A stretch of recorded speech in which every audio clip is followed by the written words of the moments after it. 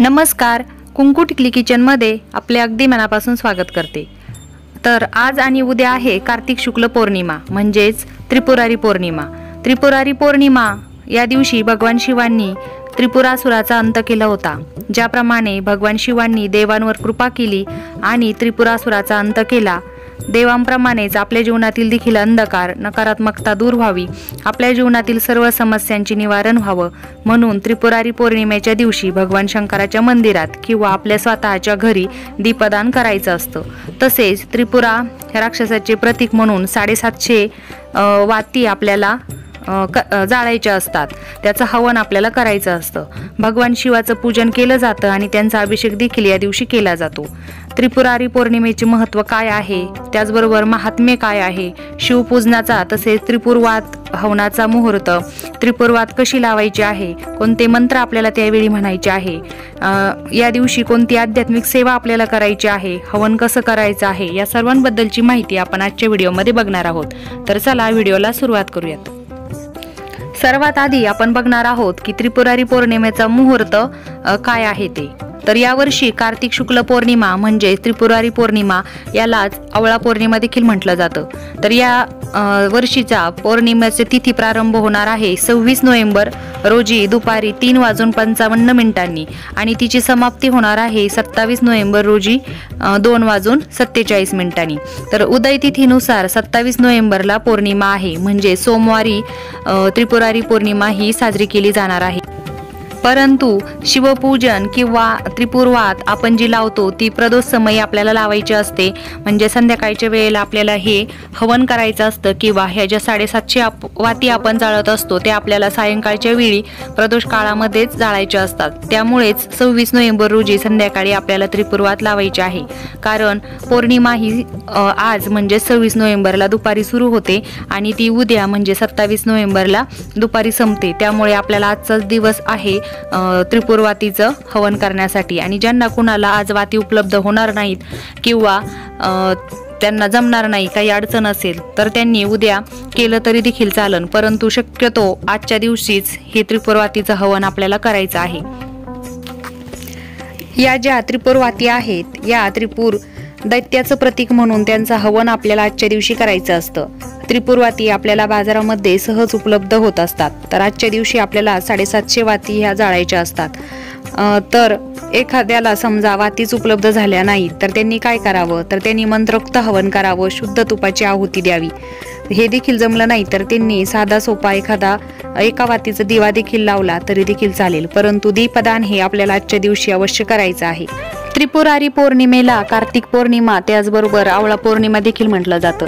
तर आजच्या दिवशी तुम्ही घरी हवन न करता किंवा त्या ज्या 750 वाती आपण जाळत असतो त्या घरी न जाता ज्यांच्या घरामध्ये किंवा घराच्या आजूबाजूला आवळ्याचं झाड जर असेल तर त्या आवळ्याच्या झाडाखाली देखील आपण ह्या वाती जाळल्या तर अत्यंत फलदायी असतं। परंतु ज्यांच्या घरी हे झाड नसेल तर त्यांनी देवघरासमोरच ही पूजा मांडायची आहे आणि ह्या 750 वाती आपल्याला जाळायच्या आहेत। तर या वाती जाळण्याचा संपूर्ण विधी काय आहे तो आता आपण थोडक्यात पाहूयात।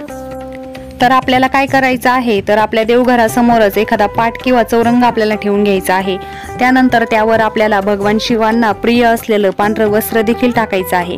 त्यानंतर आपल्याला सर्वप्रथम गणपतीची स्थापना करायची आहे। तर गणपती बाप्पाची मूर्ती किंवा मूर्ती नसेल तर त्यांचं प्रतीक म्हणून आपल्याला सुपारी एका तामणामध्ये घ्यायची आहे।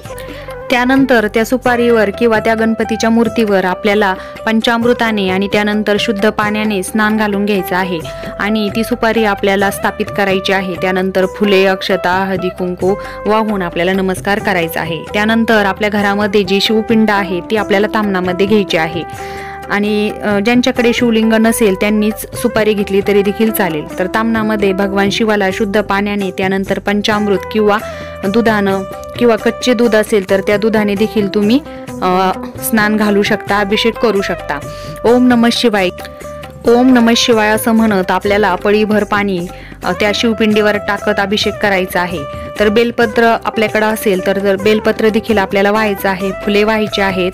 त्यानंतर भगवान शिवाच्या पिंडीला म्हणजेच शिवलिंगावरती आपल्याला भस्म देखील लावायचं आहे आणि ते भस्म आपल्या कपाळाला देखील लावायचं आहे। अशा रीतीने प्रदोष भगवान शिवांना प्रथम अभिषेक आपल्याला करून घ्यायचा आहे।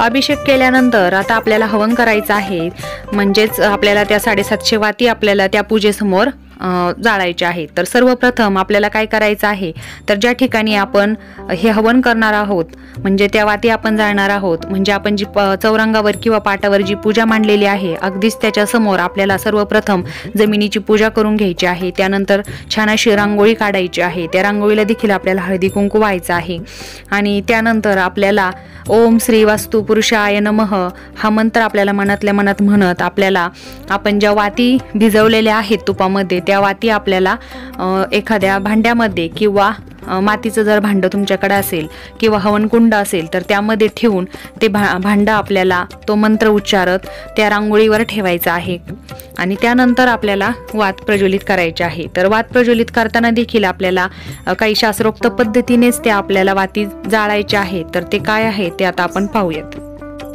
तर प्रत्येकाच्या घरामध्ये कापूर असतो, जर तुमच्याकडे भीमसेन कापूर असेल तर तो कापराने आपल्याला ते वाती प्रज्वलित करायची आहे। तर आपण जी पूजा मांडलेली आहे तर त्या ठिकाणी आपण दिवा लावलेला असतो, तर त्या दिव्यामधूनच आपल्याला तो कापराने ती अग्नी घ्यायची आहे आणि त्या अग्नीने आपल्याला ज्या 750 वाती आपण ठेवलेल्या आहेत त्या वाती आपल्याला प्रज्वलित करायच्या आहेत।